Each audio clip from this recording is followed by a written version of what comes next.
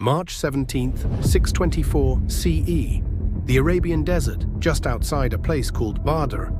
On one side, the Quraysh of Makkah, 1,000 men, battle-hardened warriors, the best weapons money could buy. On the other side, 313 Muslims, farmers, merchants, freed slaves. Most had never been in a real fight. This shouldn't have even been close. So how did they win? Let's back up. 2 years earlier, Muhammad and his followers were forced out of Makkah. They had nothing. The Quraysh took their homes, their businesses, everything. They fled to Medina and tried to rebuild, but the Quraysh weren't done with them. They wanted Islam erased, completely. When the Muslims heard that a massive Quraysh trade caravan was heading back from Syria, they saw an opportunity. Not for revenge, but survival. That caravan had resources they desperately needed. Muhammad gathered whoever could come. 313 men answered the call. They didn't expect a fight. They were hoping to intercept supplies. But the Quraysh found out, and they weren't just sending guards, they sent an army. When the Muslims reached the wells of Badr, they realized what they were up against. 1,000 soldiers, 3 times their number, full armor, cavalry, experienced killers who'd been raiding and fighting for decades.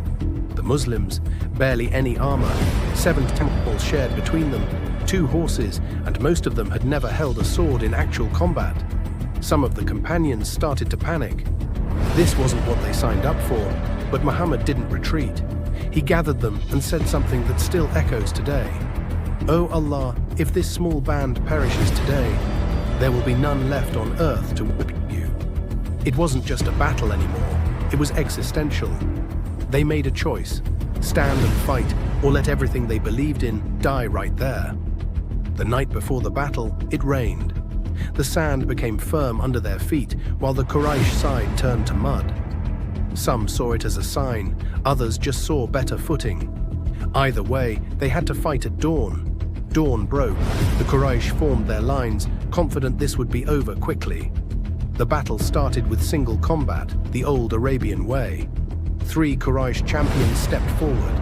Hamza, Ali, and Ubaidah stepped out to meet them. All 3 Quraysh champions fell. That shook the Quraysh. This wasn't supposed to happen. Then the armies collided. Here's where it gets hard to explain if you only believe in tactics. The Muslims were outnumbered, outmatched, out-equipped, but they didn't break. Witnesses on both sides reported a sandstorm that seemed to strike the Quraysh harder. Some Muslims later claimed they saw angels fighting alongside them. Whether you believe that or not, something shifted. The Quraysh leaders, the ones holding the whole army together, Abu Jahl, Utbah, Umayyah ibn Khalaf, they all fell in the chaos. Without leadership, the Quraysh lines collapsed, 1,000 men running. The Muslims had won. 14 Muslims died that day, 70 Quraysh. But the numbers don't tell the whole story. Before Badr, Islam was a persecuted minority, barely surviving in exile. After Badr, the entire power dynamic in Arabia shifted. The Quraysh, the most powerful tribe in the region, had been humiliated. Islam wasn't just surviving anymore, it was a force. More tribes started paying attention. Some converted, others made alliances. The Muslims were no longer easy targets. Badr didn't end the conflict. The Quraysh would come back, bigger and angrier, at Uhud and the Trench. But Badr proved something that couldn't be undone. A small group of people fighting for something they believed in could stand against impossible odds and win March 17th, 624 CE. 313 men walked into the desert that day, knowing they might not walk back out. They did, and Islam survived because of it.